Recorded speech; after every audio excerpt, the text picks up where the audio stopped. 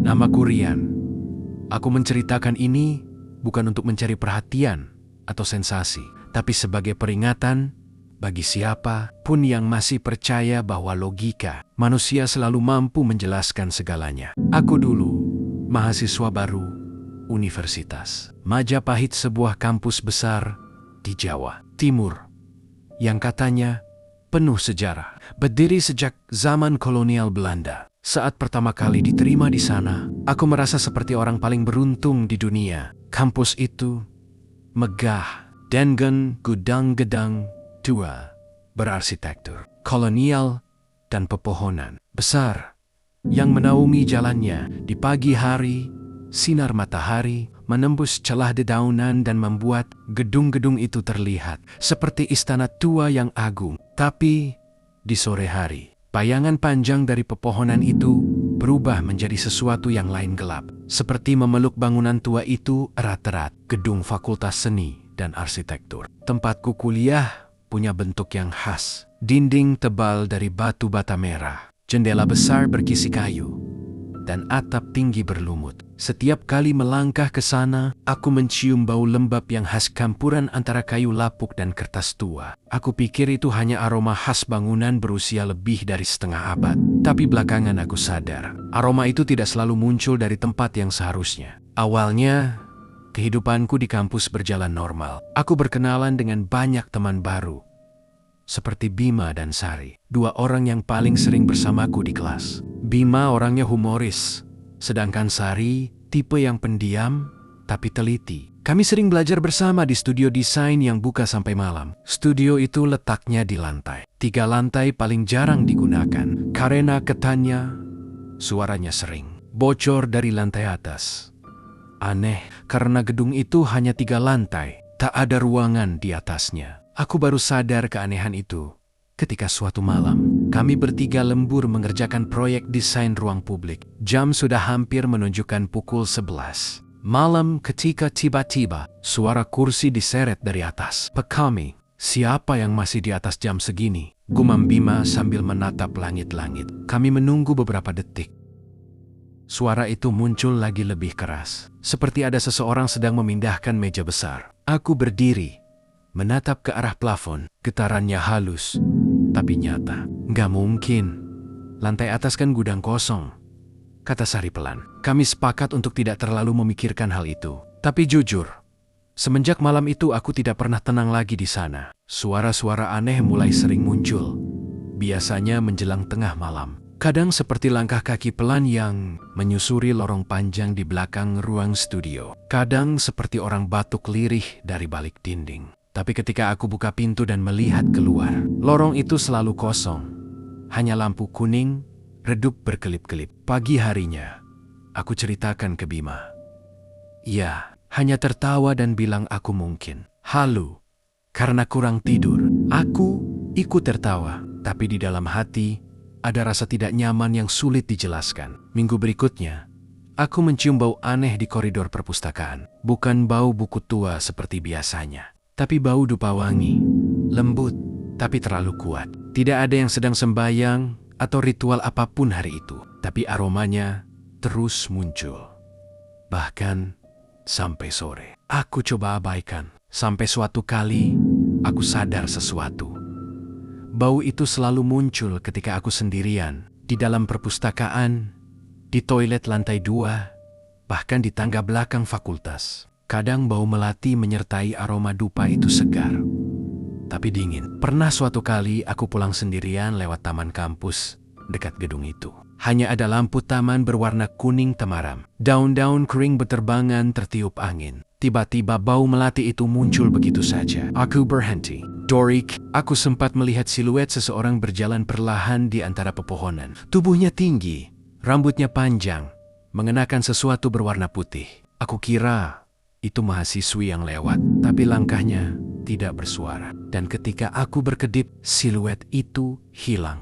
Aku langsung mempercepat langkahku menuju asrama. Malam itu aku susah tidur. Setiap kali menutup mata, aku seperti mencium kembali aroma melati itu. Semakin dekat, seolah seseorang berdiri di sisi ranjangku. Aku terbangun berkeringat dingin, tapi kamar gelap dan sunyi. Keesokan harinya, aku kembali ke kampus. Semua tampak normal, tapi aku merasa mata-mata tak terlihat mengikuti setiap langkahku. Hari-hari berikutnya, gangguan itu makin sering muncul. Suatu siang di toilet kampus, aku melihat bayangan bergerak di cermin. Bukan bayanganku karena bayangan itu menoleh ke arahku lebih dulu. Seketika aku mundur beberapa langkah, dan bayangan itu lenyap begitu saja. Aku langsung keluar tanpa mencuci tangan. Jantungku berdebar kencang. Di kantin, aku ceritakan kejadian itu ke Sari. Dia menatapku agak lama, lalu berkata lirih, "Aku juga pernah lihat sesuatu di studio." Aku diam, matanya terlihat serius.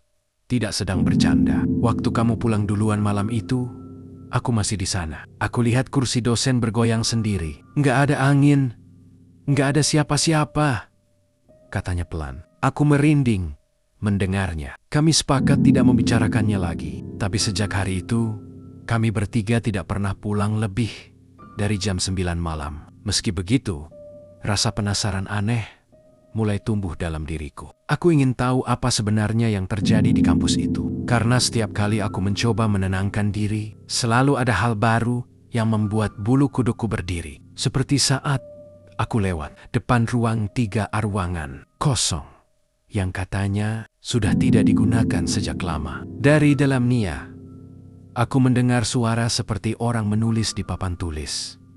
Krit, krit.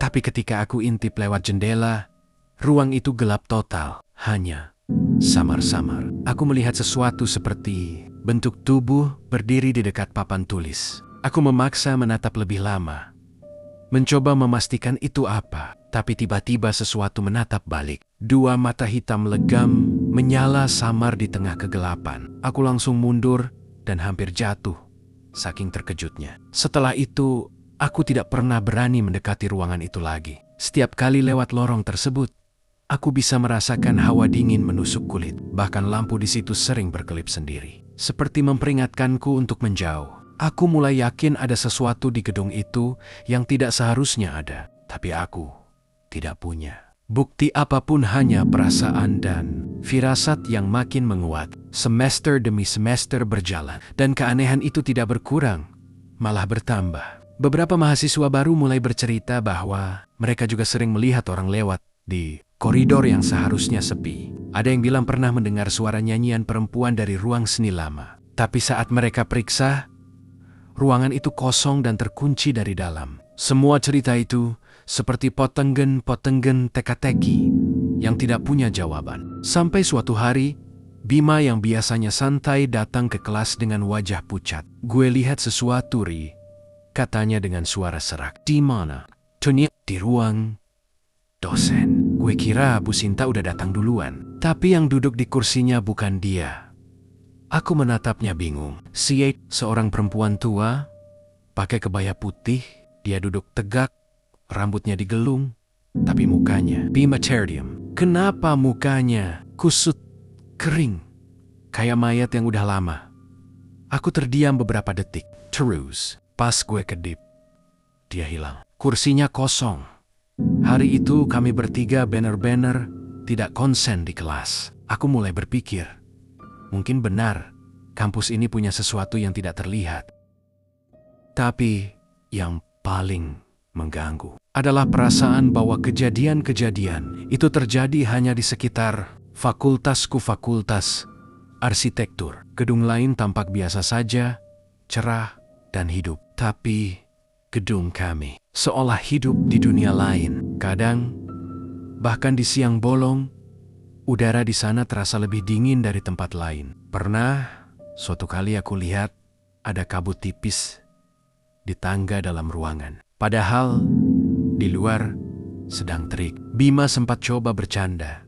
Mungkin AC-nya bocor, tapi aku lihat sendiri. Tak ada AC di dekat situ. Semakin lama, batas antara realita dan ilusi mulai kabur. Aku mulai bermimpi aneh tentang kampus ini, selalu tentang lorong panjang, cahaya merah, dan suara orang menangis. Setiap kali terbangun, aku mendapati keringat dingin membasahi tubuhku. Aku merasa seperti sedang diseret ke dalam sesuatu yang besar, sesuatu yang tidak sepenuhnya manusiawi. Dan entah kenapa, Aku tahu ini baru permulaan, karena malam-malam berikutnya akan membawaku semakin dalam, ke dalam rahasia gelap yang terkubur di balik gedung tua itu. Semester keempat dimulai dengan sesuatu yang berbeda. Jadwal baruku tiba-tiba mencantumkan satu mata kuliah tambahan, studio perancangan malam.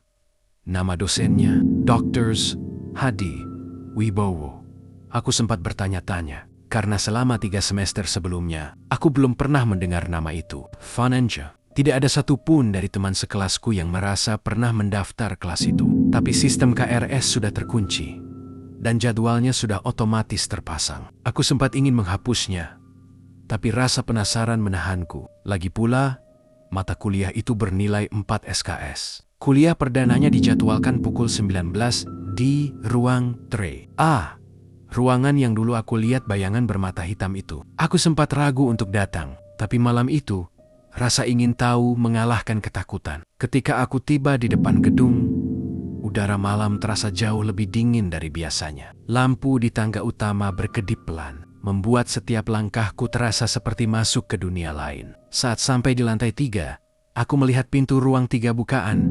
Diafragma sudah terbuka sedikit. Dari dalam, samar-samar terlihat cahaya lampu kuning redup. Aku mengetuk pelan, tapi tidak ada jawaban. Ketika aku dorong pintunya perlahan, aku melihat beberapa orang sudah duduk di dalam. Sekitar 7 atau 8 mahasiswa. Mereka semua duduk tegap, menghadap papan tulis, tanpa berbicara sama sekali. Aku masuk perlahan dan memilih kursi di belakang. Beberapa detik kemudian, seseorang muncul dari balik papan tulis. Pria tua berkemeja abu-abu kusam, dengan wajah dingin dan mata dalam. "Selamat malam." Suaranya datar, hampir tanpa emosi. Aku memperhatikan wajahnya. Ada bekas luka panjang di sisi kanan pipinya, seperti bekas terbakar. "Saya Pak Hadi," katanya pelan, lalu mulai menulis sesuatu di papan tulis. Tulisan, bukan huruf modern, seperti aksara kuno, tapi aku tidak tahu bahasa apa. "Desain adalah bentuk kehidupan," katanya, sambil tetap menulis. "Dan kehidupan kadang tidak tahu kapan harus berhenti." Aku mencoba mencatat, tapi tiba-tiba tinta pulpenku berhenti keluar. Aku mengetuk-ngetuknya, tapi tetap macet. Saat aku menatap ke depan lagi, papan tulis sudah kosong. Tidak ada tulisan sama sekali. Pak Hadi hanya berdiri membelakangiku. "Kamu terlambat," katanya lirih. "Maaf Pak. Saya tidak apa-apa. Yang penting kamu sudah kembali."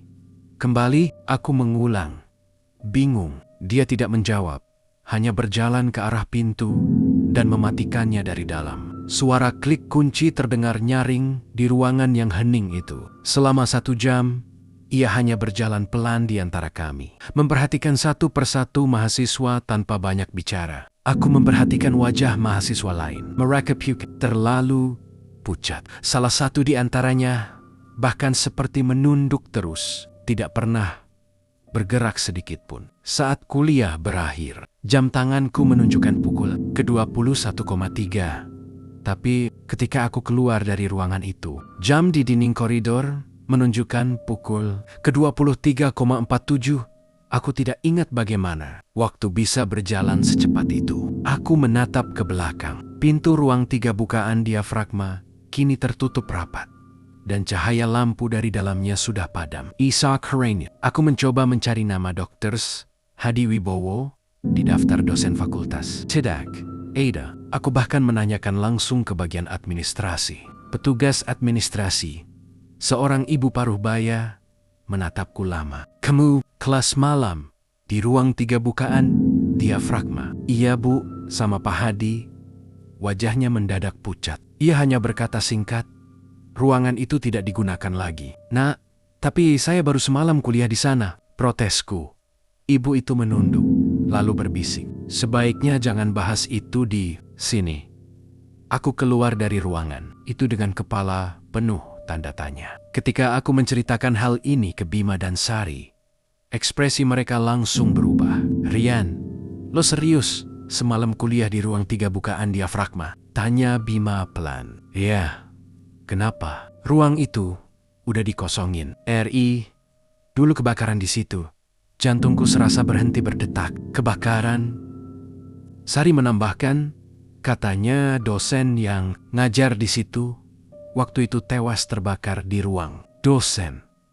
Aku tercekat. Namanya siapa? Mereka berdua saling pandang. Hadi, jawab Sari akhirnya. Malam itu, aku tidak bisa tidur. Setiap kali menutup mata, aku teringat wajah pucat mahasiswa-mahasiswa di kelas malam itu. Aku mencoba meyakinkan diri bahwa semua itu mungkin hanya ilusi. Tapi esok malamnya, aku kembali mendapat pesan di grup jadwal kuliah. Kelas malam dengan Pak Hadi tetap dilaksanakan pukul 19.00.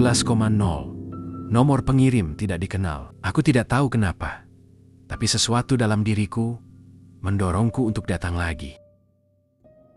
Atau suasananya persis sama.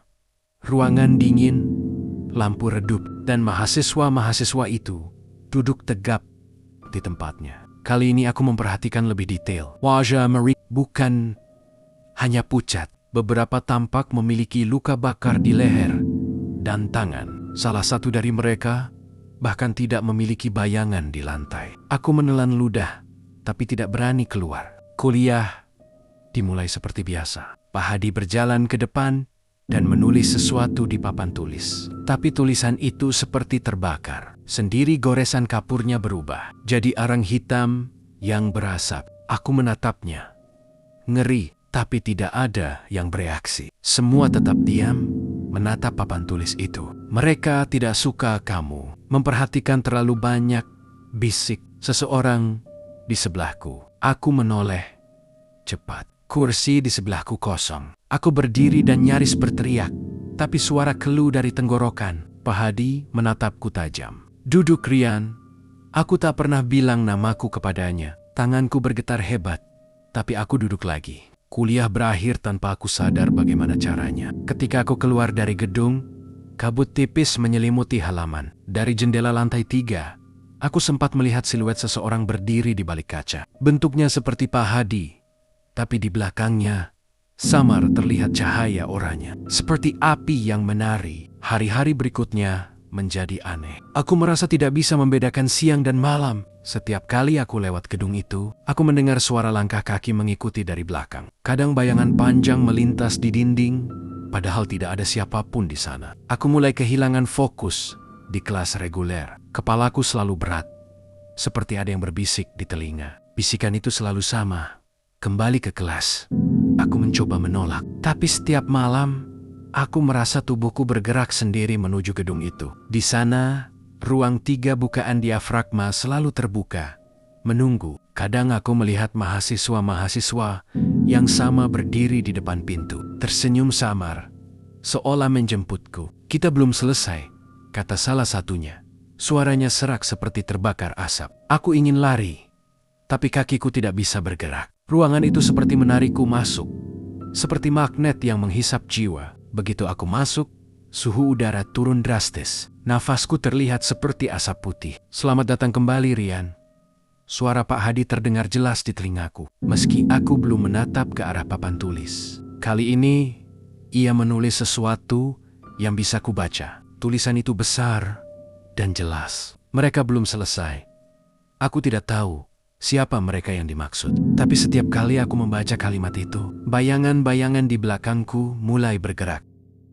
Aku bisa mendengar suara kursi diseret, napas berat, dan langkah kaki mendekat. Aku menoleh pelan.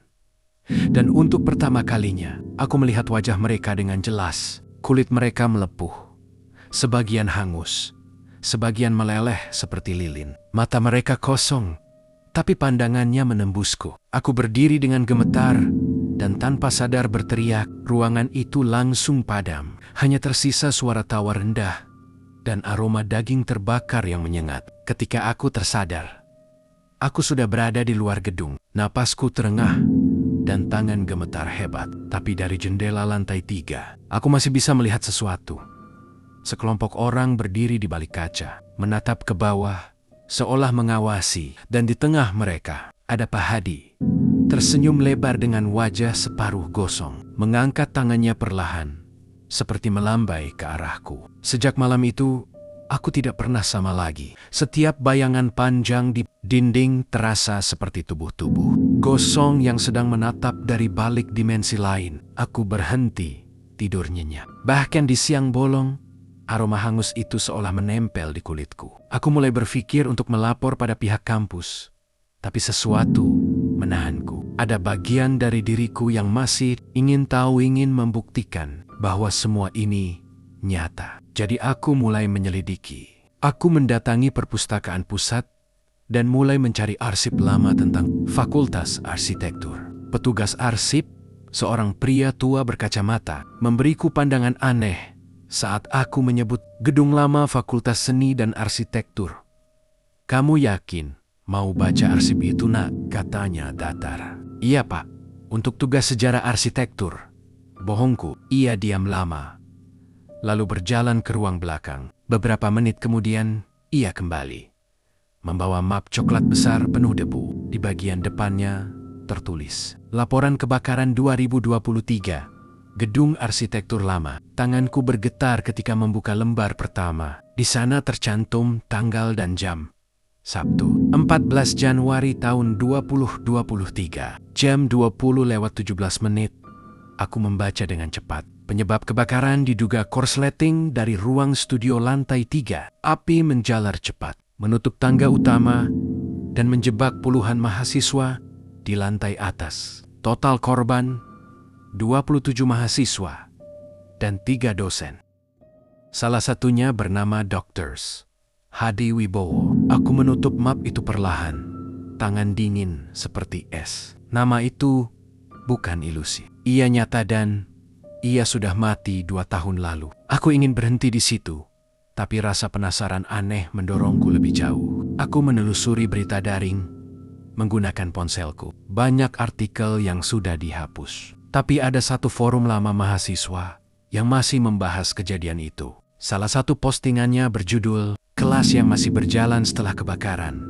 Isinya membuat darahku membeku. Temanku pernah lihat cahaya di ruang 3 bukaan diafragma malam-malam. Padahal gedung itu udah disegel. Katanya ada bayangan orang belajar di dalam. Komentar di bawahnya menambahkan, "Jangan pernah balas kalau mereka manggil namamu." Aku membaca kalimat itu berulang kali. Dadaku sesak. Malam itu, aku bermimpi buruk lagi. Dalam mimpi, aku duduk di kelas yang sama dengan mahasiswa gosong di sekelilingku. Pak Hadi menatapku dan berkata, "Kamu bagian dari kami sekarang." Aku terbangun dengan teriakan tertahan. Napasku berat dan bau asap memenuhi kamar. Tapi kamar kosku tidak terbakar. Semua normal. Hanya saja di meja belajar ada abu hitam yang membentuk tulisan samar. Kembali ke kelas. Aku tahu ini sudah terlalu jauh, tapi aku tidak bisa berhenti. Malam berikutnya aku memutuskan untuk datang ke gedung itu lagi, bukan untuk kuliah, tapi untuk mencari kebenaran. Aku membawa kamera kecil dan senter. Udara terasa lebih dingin dari biasanya, seperti baru turun kabut meski langit cerah. Halaman kampus sunyi, tidak ada satpam, tidak ada suara jangkrik, hanya deru angin yang sesekali menggerakkan daun-daun kering di tanah. Saat aku mendekati gedung tua itu, semua lampu di sekitar area mati satu persatu. Aku menyalakan senter, menyorot pintu utama yang sudah kusam dan berkarat. Pintu itu terbuka sedikit, seperti memang menungguku. Begitu aku melangkah masuk, aroma tebal debu dan arang menyerbu hidungku. Lantai marmer retak di beberapa tempat, dan cat dinding terkelupas, menampakkan bata gosong di bawahnya. Aku naik perlahan ke lantai 2. Setiap anak tangga berderit seperti keluhan. Saat sampai di lantai 3, hawa panas bercampur dingin menghantam wajahku. Senterku berkelip-kelip, seolah baterainya melemah. Tapi aku terus maju. Semua pintu di lantai itu terbuka. Aku menyorot ke dalam satu persatu. Di dalam ruang-ruang itu, aku melihat meja kursi tua hangus sebagian. Kertas-kertas gosong berserakan di lantai. Tidak ada papan tulis bersih. Tidak ada kursi modern. Tidak ada layar proyektor seperti yang kulihat sebelumnya. Semua hanyalah sisa kebakaran rongsokan masa lalu. Aku menelan ludah. Tangan gemetar. Lalu aku sampai di depan ruang 3 bukaan diafragma. Pintu itu setengah terbuka, dan dari dalamnya keluar cahaya samar jingga seperti bara api. Aku merekam dengan kamera. Suaraku terdengar gemetar di mikrofon. Ruang 3 bukaan, diafragma. Jam 12 malam. Aku di sini. Begitu aku melangkah ke dalam, senterku mati total. Hanya cahaya oranye itu yang tersisa. Dan di tengah ruangan, aku melihat sesuatu yang membuatku hampir berteriak. Kursi-kursi yang sebelumnya hangus kini terlihat utuh kembali. Di atasnya, duduk mahasiswa-mahasiswa itu pucat, gosong, tapi tersenyum. "Kamu kembali, Rian," bisik mereka bersamaan. Aku mundur, menabrak meja. Dari belakang mereka muncul sosok Pak Hadi. Wajahnya kini lebih jelas setengah terbakar, setingga yuta. "Kamu tidak boleh pergi sebelum tugasmu selesai," katanya datar. "Kalian semua sudah mati," teriakku. Ia tersenyum miring. "Begitu juga kamu. Kalau tetap di sini." Ruangan itu tiba-tiba berubah. Dinding mulai bergetar. Kaca jendela pecah satu persatu. Cahaya oranye berubah menjadi merah menyala, seperti api yang hidup kembali. Aku berlari ke arah pintu, tapi tubuh-tubuh itu berdiri dan menghalangi jalanku. Mereka bergerak lambat tapi pasti, menatapku dengan mata hitam kosong. Aku berusaha menerobos, tapi tangan mereka dingin seperti logam, mencengkeram lenganku. "Jangan pergi." Suara mereka bergema, berlapis-lapis. Aku menjerit, memukul, menendang, berusaha kabur. Salah satu dari mereka menatapku dekat sekali. Wajahnya meleleh, matanya terbakar, tapi masih hidup. "Kita harus menyelesaikan ujian, Rian." Tiba-tiba seluruh ruangan dipenuhi suara alarm kebakaran. Tapi tidak ada petugas, tidak ada air, hanya panas yang semakin mendekat. Aku menunduk, berlari sekencang yang ku bisa menuju tangga. Tangga itu runtuh sebagian, tapi aku memaksa melompat. Suara tawa dan jeritan bercampur di belakangku. "Kamu tidak akan bisa keluar," teriak Pak Hadi. Aku terus berlari, menabrak pintu lantai bawah hingga terbuka lebar. Udara dingin malam langsung menyergap wajahku. Begitu aku menoleh ke belakang, gedung itu tidak lagi terbakar. Ia kembali menjadi gelap, sepi, dan rusak seperti semula. Tapi di jendela lantai 3, belasan wajah gosong masih menatapku. Aku berlari ke arah gerbang kampus tanpa menoleh lagi. Saat tiba di luar pagar, lampu-lampu taman kembali menyala satu persatu, seolah tidak ada apa-apa. Kamera di tanganku retak, dan ketika aku cek rekamannya semuanya kosong. Tidak ada gambar, tidak ada suara, hanya noise statis dengan bisikan samar. "Kami masih di sini." Malam itu, aku hampir gila. Aku pulang ke kos dalam keadaan setengah sadar, menutup diri selama berhari-hari. Tapi bahkan di dalam kamar, aku tidak merasa aman. Setiap kali aku melihat pantulan cermin, selalu ada bayangan ruang kelas di belakangku. Kadang terdengar suara kapur menulis di papan tulis. "Rian hadir." Aku tahu mereka belum selesai denganku. Dan setiap malam, tepat pukul 19, aroma melati bercampur. Asap itu selalu muncul kembali. Pertanda kelas malam sudah dimulai lagi, menungguku. Sejak malam pelarian itu, aku berhenti kuliah selama seminggu. Aku tidak berani lewat depan gedung arsitektur. Bahkan di siang hari, setiap kali mendengar kata kelas malam, bulu kudukku langsung berdiri. Tapi universitas tetap berjalan seperti biasa, seolah tidak ada yang terjadi. Aku mulai bertanya-tanya, apakah semua itu hanya halusinasi akibat stres? Tapi bau melati dan asap gosong yang menempel di bajuku bukan mimpi. Fitni, dan aku tahu sesuatu di kampus ini disembunyikan. Jadi aku memutuskan untuk bicara dengan seseorang dari pihak dalam. Seseorang yang pernah mengalami kejadian serupa. Namanya Rizky, alumni 2023 yang dulu juga kuliah di arsitektur. Aku menemukannya melalui grup Facebook alumni. Pesanku awalnya hanya dibaca, tapi setelah ku kirim foto gedung lama, ia langsung membalas. "Kamu juga lihat mereka? Kami sepakat bertemu di sebuah kafe kecil dekat kampus." Saat aku datang, Rizky duduk di sudut dengan wajah tegang dan mata cekung. "Jadi, kamu masih lihat kelas malam itu?" tanyanya pelan. Aku mengangguk. Iya, tersenyum getir. Aku hampir jadi salah satu dari mereka. Ia lalu bercerita bahwa 2 tahun lalu, sebelum kebakaran besar, ia adalah asisten studio Pak Hadi.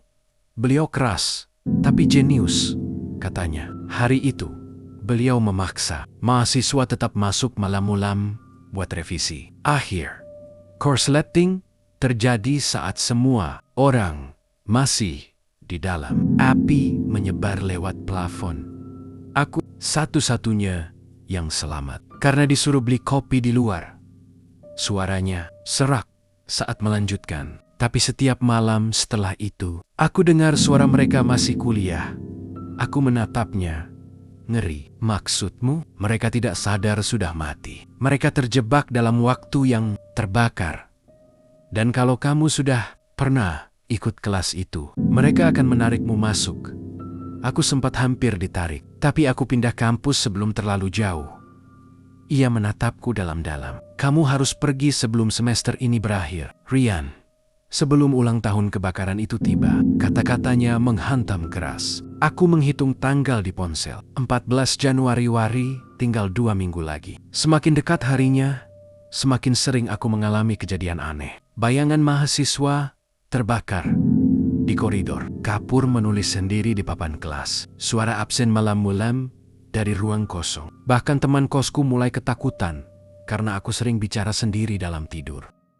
Malam keempat, sebelum tanggal itu, aku mendengar seseorang mengetuk jendela kamarku. Suara ketukan lembut, tapi ritmenya seperti kode. Saat kuintip, kulihat Pak Hadi berdiri di halaman kos. Separuh wajahnya gosong, tapi senyumnya tenang. Ryan, kamu lupa tugasmu, katanya tanpa membuka mulut. Aku menjerit dan menarik tirai. Tapi ketukan itu terus berlanjut sampai subuh. Keesokan harinya aku memutuskan menginap di asrama teman di luar kampus. Tapi malam itu pun, aku mendengar suara kapur menulis di tembok kamar. Saat kulihat, tulisan itu terbentuk sendiri. Kembali ke kelas, aku mulai kehilangan akal sehat. Mungkin satu-satunya cara keluar adalah menghadapi mereka. Malam 14 Januari tiba. Langit mendung. Udara lembab seperti sebelum badai. Aku berjalan ke arah gedung lama, membawa ponsel dan lilin. Tidak ada cahaya di sana. Tapi pintu depan terbuka sedikit, seperti biasa. Bau melati langsung menyerang hidungku. Aku tahu, mereka sudah menungguku. Begitu aku melangkah masuk, suasana kembali berubah. Lantai marmer yang retak tampak utuh. Dinding bersih. Lampu neon menyala terang. Semua tampak seperti 2 tahun lalu sebelum tragedi. Suara langkah mahasiswa terdengar dari tangga atas. Ayo, kelas mau dimulai, seru seseorang. Aku naik perlahan. Setiap langkah seperti membawa beban batu di dada. Ruang 3 bukaan diafragma terbuka lebar, penuh cahaya hangat. Pak Hadi berdiri di depan kelas dengan tubuh yang tampak utuh sepenuhnya. Selamat datang kembali, Ryan, ucapnya dengan senyum tulus. Semua mahasiswa menoleh dan tersenyum. Kami menunggumu sejak lama, bisik mereka bersamaan. Aku menatap papan tulis. Tertulis besar, ujian akhir, presentasi keabadian. Pak Hadi menunjukku. Silakan Ryan, tunjukkan rancanganmu. Aku menatap meja, dan di sana bukan blueprint bangunan tapi foto diriku sendiri, terbakar sebagian. Tiba-tiba ruangan berguncang, lampu padam, api muncul dari sudut ruangan. Mahasiswa-mahasiswa itu mulai menjerit.